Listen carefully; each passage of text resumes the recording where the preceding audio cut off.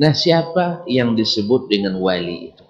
Yang Allah Subhanahu wa taala sebut siapa yang memusuhinya, Allah umumkan perang dengannya.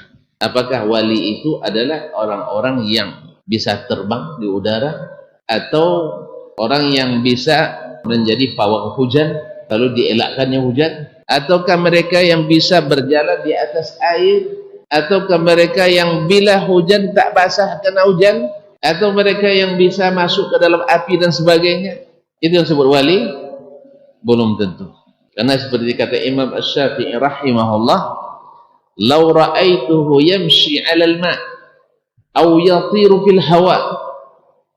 Andainya saya lihat dia berjalan di atas air atau terbang di udara, fala a'tabiruhu, saya tidak menganggapnya sebagai wali hatta a'rifa mawqifahu minas sunnah, sampai saya tahu bagaimana sikapnya terhadap sunnah Nabi SAW.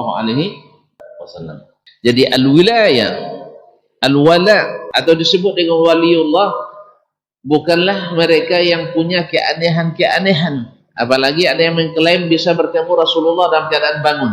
Ya, siapa yang bisa mendeteksi ketemu tak ketemunya? Saya bisa aja sambil merem begini, saya bilang, baca salawat tertentu, baca zikir tertentu, lalu saya bilang saya tadi bertemu Rasulullah. Bisa aja. Karena ada alat detektornya. Tapi yang penting kaum muslimin dan muslimat, Abu Bakar menghadapi masalah pelik dan sulit di masanya. Banyak orang yang murtad tak mau bayar zakat di masanya. Abu Bakar cinta pada Rasulullah, cinta pada Nabi, dekat sama Nabi.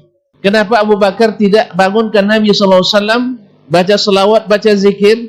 Rasulullah, ini banyak yang murtad, ini banyak yang tak mau bayar zakat, gimana saya melakukannya? Karena dia berdebat sama Umar radhiyallahu ta'ala anhu. Umar bilang jangan diperangi, mereka mengucapkan la ilaha illallah. Lalu Abu Bakar, tidak, saya akan perangi sekalipun saya sendiri. Ini masalah berat apa masalah ringan? Masalah darah. Orang-orang yang mengucapkan la ilaha illallah.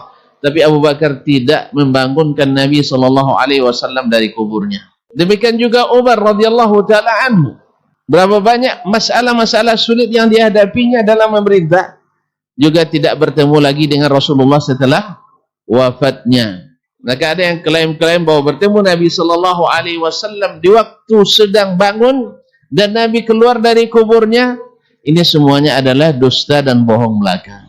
Sebab bisa saja antum klaim, apalagi saya lama di Madinah, kan bisa saja saya klaim saya malam-malam pergi ke Masjid Nabawi, saya baca Quran, baca zikir ini, baca itu, tiba-tiba lalu keluar sinar dari kuburan Nabi SAW.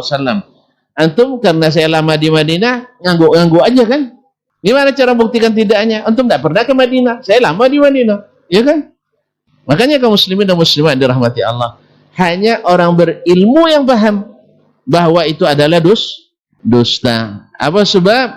Karena kalau Nabi balik lagi, hidup lagi, berarti yang bertemu dengannya sahabat Nabi SAW.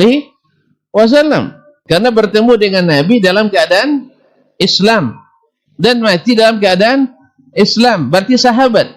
Berarti sahabat Nabi masih sampai hari kiamat masih ada. Padahal Nabi SAW sudah mengatakan bahwasanya di waktu beliau berada di tahun ke-10 Hijriah, dia katakan setelah 100 tahun tidak ada lagi yang hidup hari ini yang tersisa di atas permukaan bumi. Rabbani, merajut ilmu dan peradaban.